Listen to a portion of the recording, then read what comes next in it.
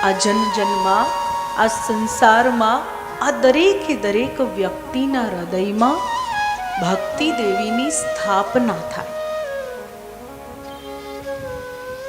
તો એમને ફળ શું મળે છે? કથાના અંતે ભક્તિ સુતો તો તરુણો ગૃહિત્વા, કે ભક્તિ દેવી પોતાના બંને પુત્ર જ્ઞાન અને વૈરાગ્ય સહિત યુવાન થઈને નૃત્ય કરવા લાગે અને એમની સ્થાપના થાય. આ સંસારમાં દરેકે દરેક સત્કર્મી, દરેકે દરેક પ્રભુ પર શ્રદ્ધા રાખનાર વ્યક્તિના હૃદયમાં એમની સ્થાપના થાય. અને ત્રીજું શ્રવણ પરીક્ષિતજી મહારાજ કરે, માત્ર ને માત્ર મોક્ષની કામનાથી. પરીક્ષિતજી મહારાજને બીજી કોઈ કામના નથી. ન પરીક્ષિતજી મહારાજને રાજપાટ જોઈએ છે, ન ધન સંપત્તિ જોઈએ છે, ન અમરત્વ જોઈએ છે. એક નાનકડો પ્રશ્ન શું છે કે ગર્ભમાં મારી રક્ષા કરનાર કોણ? અત્યારના સમયમાં, આજની તારીખમાં આપણને કોઈ એક રૂમમાં પૂરીને જાય તો આપણને આનંદ આવે ખરો? આવે?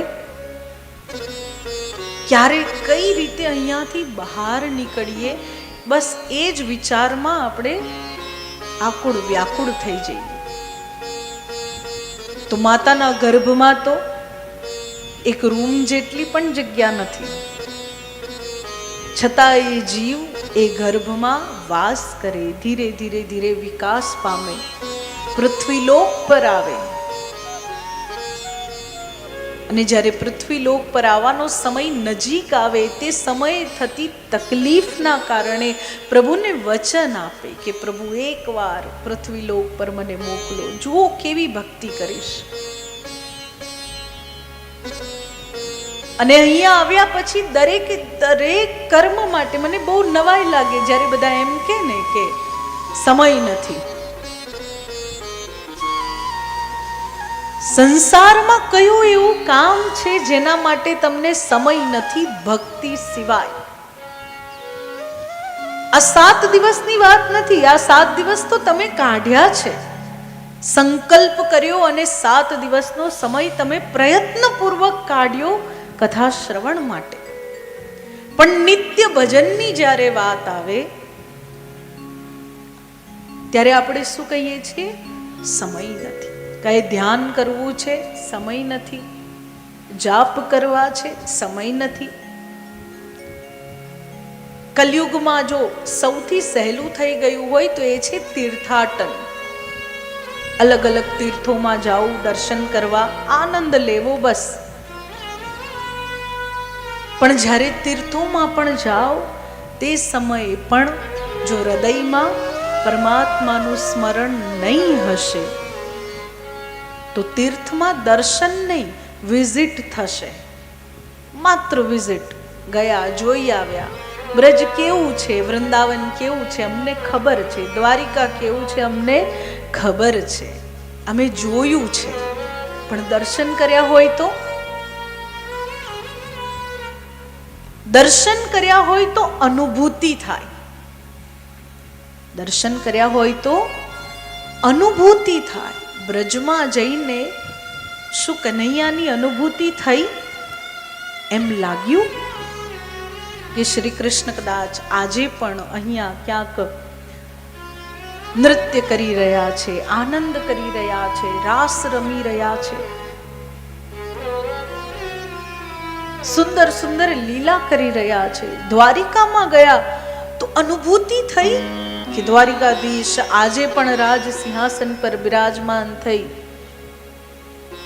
રાજાનું કામ માત્ર રાજ્ય કરવાનું નથી, પરંતુ માર્ગદર્શન પણ પૂરું પાડવાનું છે. ને દ્વારિકાધીશ શ્રી કૃષ્ણ એ તો બહુ મોટું માર્ગદર્શન પૂરું પાડે છે. જ્યાં અટવાઓ, જ્યાં ફસાઓ, જ્યાં એવું લાગે રસ્તો નથી દેખાતો, ત્યારે આપણે કહીએ ને કે શ્રીમદ ભગવદ્ ગીતાને ખોલો, એમાંથી માર્ગ મળશે. એમાંથી સાંત્વના મળશે. એ શ્રીમદ ભગવદ્ ગીતાને આપણા વચ્ચે મૂકનાર દ્વારિકાધીશ પરમાત્મા શ્રી કૃષ્ણ એ દુનિયાના સૌથી મોટા મોટિવેશનલ સ્પીકર છે. એ સંસારના સૌથી મોટા લીડર છે, માર્ગદર્શક છે, જે દરેકે દરેક ક્ષણને પોઝિટિવિટીમાં કન્વર્ટ કરી શકે છે. કુરુક્ષેત્રમાં અર્જુન પ્રશ્ન કરે, અર્જુન કહે મારે યુદ્ધ નથી કરવું, તો ભગવાન એના સાથે ઝઘડો નથી કરી રહ્યા, પણ શું કહે છે કે તકલીફ શું છે? તકલીફને સાંભળે છે. સાંભળવાની ધીરજ એ શ્રી કૃષ્ણ શીખવે છે. એ સમયે કદાચ જો ભગવાન ક્રોધિત થઈ ગયા હોત, અરે તને ખબર નથી પડતી, આ બધી સેના ભેગી થઈ ગઈ, હવે તું ના પાડે છે, તો ન આપણને ભગવદ્ ગીતા મળી હોત અને ન પાંડવોને ન્યાય મળ્યો હોત. એક સાચા અને સારા લીડરનો ગુણ શું છે કે એના પાસે સાંભળવાની ક્ષમતા છે. અને એટલા માટે પોતાના શ્રવણને પાવરફુલ બનાવો. એક કાનેથી સાંભળીને બીજા કાને કાઢ્યું એમ નહીં, બંને કાનેથી સાંભળીને વિચાર કરીને અનુકરણ કરવું કે નહીં એ નિર્ણય આપણો છે. કથામાં આવતી હજારો વાતો ને હજારો વાતોમાંથી કઈ વાત મારા જીવનમાં ઉતારી, કઈ વાત પર કેટલું અનુકરણ કરવું એ આપણો નિર્ણય છે. પરંતુ ધ્યાનપૂર્વક શ્રવણ કરવું એ આપણું કર્તવ્ય છે. ધ્યાનથી શ્રવણ કરો. અને જો પરીક્ષિતજી જેવું શ્રવણ થશે તો 7 દિવસમાં મોક્ષ નિશ્ચિત છે. એટલે શ્રવણ પરીક્ષિતજી જેવું કરો. પ્રથમ સ્કંદની અંદર પ્રથમ જ શ્લોકમાં સત્યમ પરમ ધીમહિ, કે આ સમગ્ર સંસાર, જે સંસાર કયો છે? મિથ્યત્વ વાળો, ખોટો નથી, મિથ્યા છે. આજે છે કાલે નથી, સત્ય ભાસે છે જેનામાં સત્યતા નથી. એ સંસારમાં જો કોઈ એક તત્વ જેના કારણે આ સંસાર ચાલતો હોય, એ સત્ય તત્વ એ પરમાત્મા છે. સત્યમ પરમ ધીમહિ. કંઈ ના કરી શકો જીવનમાં તો સત્યનું પાલન કરો. કંઈ જ ન કરી શકો તો સત્યનું પાલન કરો. આજકાલ જે સત્યનું પાલન નથી થતું ને, એ ચક્કરમાં સંબંધો તૂટે છે. સત્યનું પાલન નથી થતું એ ચક્કરમાં વ્યક્તિ યોગ્ય રીતે અધ્યાત્મના માર્ગ પર પણ ચાલી નથી શકતો. એક કામ, એક નિર્ણય. શ્રીમદ દેવી ભાગવત પુરાણમાં એક સુંદર કથાનું વર્ણન આવે કે સત્યવ્રત નામે એક બ્રાહ્મણ, જે થોડા મંદ બુદ્ધિ છે, જેને કર્મકાંડ, શ્લોક વગેરે નથી આવડતું, કોઈ પણ પ્રકારનું વિધિ વિધાન વગેરે નથી કરી શકતા.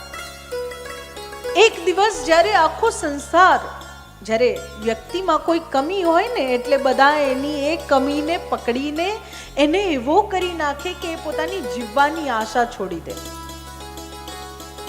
સંસારની આ બહુ મોટી ક્રૂરતા છે.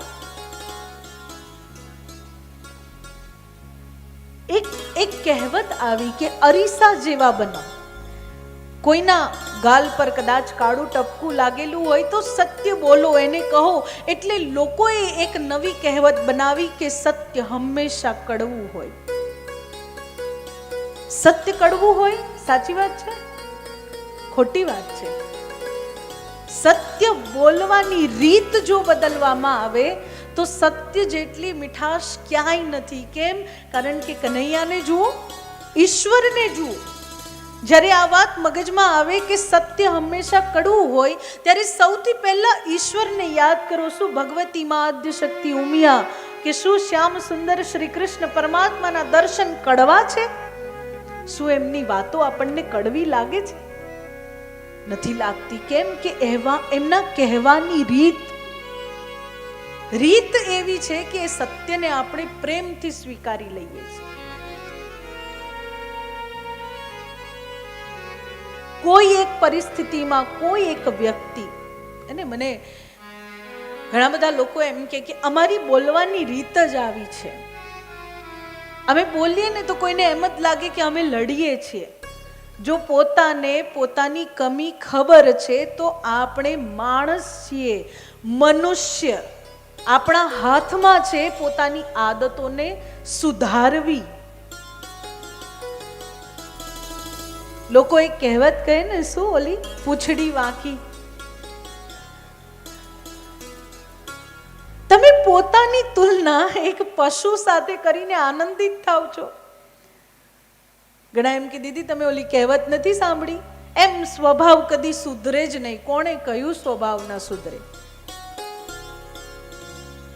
પ્રયત્ન તો કરો. તમે જીવનની અંદર પોતાની કમીઓને બદલવાનો, ઓછી કરવાનો પ્રયત્ન તો કરો.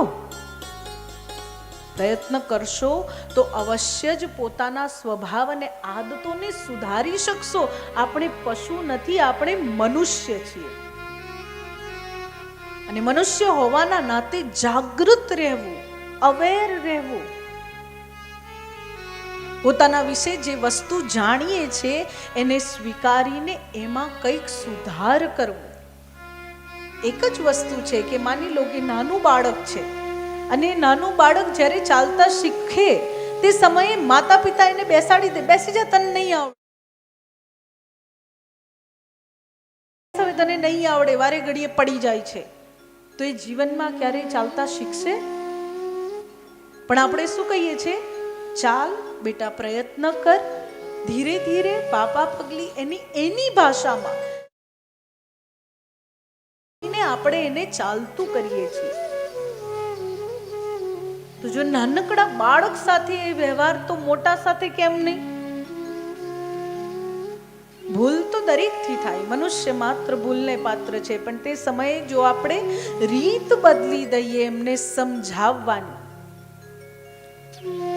પરીક્ષિતજી મહારાજને જ્યારે આ શ્રાપની પ્રાપ્તિ થાય, પરીક્ષિતજી મહારાજ, પરીક્ષિતજી એટલે કોણ? પાંડવોના પૌત્ર. એ ભગવાન શ્રી કૃષ્ણચંદ્ર પરમાત્માના કૃપાપાત્ર. કૃપાપાત્ર થવું એ કઈ સહેલું છે? કોઈ વિદ્વાન, કોઈ જ્ઞાની, કોઈ સંત જો તમને પોતાના પ્રિય સમજે ને, તો પોતાને ભાગ્યશાળી સમજો. કૃપાપાત્ર થવું એ કઈ સહેલું નથી. શ્રી કૃષ્ણચંદ્ર પરમાત્માના કૃપાપાત્ર એવા પરીક્ષિતજી મહારાજ, જેમના પર કલયુગ સવાર થાય ને એક નાનકડી ભૂલ થઈ જાય. શું ભૂલ થાય? મરેલા સર્પને શમિક ઋષિના ગળામાં નાખે, અને એ કારણે જ્યારે શ્રાપ મળે, અને એ સમયે જ્યારે, હવે તો 7 જ દિવસ છે, 7 દિવસમાં મને કૃષ્ણની પ્રાપ્તિ કરવી છે, એ ભાવનાથી જ્યારે ગંગા કિનારે આવે, ત્યારે કદાચ સુખદેવજી મહારાજે એમ કીધું હોત કે અરે ભાન નથી પડતી, આટલો હોશિયાર રાજા થઈને આવું કામ કર્યું, બુદ્ધિ ક્યાં ગઈ હતી, વિચાર શક્તિ ક્યાં ગઈ હતી, તો શું પરીક્ષિતજીને શ્રીમદ ભાગવતની પ્રાપ્તિ થઈ શકત? શ્રીમદ ભાગવત એ અથાહ સમુદ્ર છે. પોતાની દ્રષ્ટિ બદલો.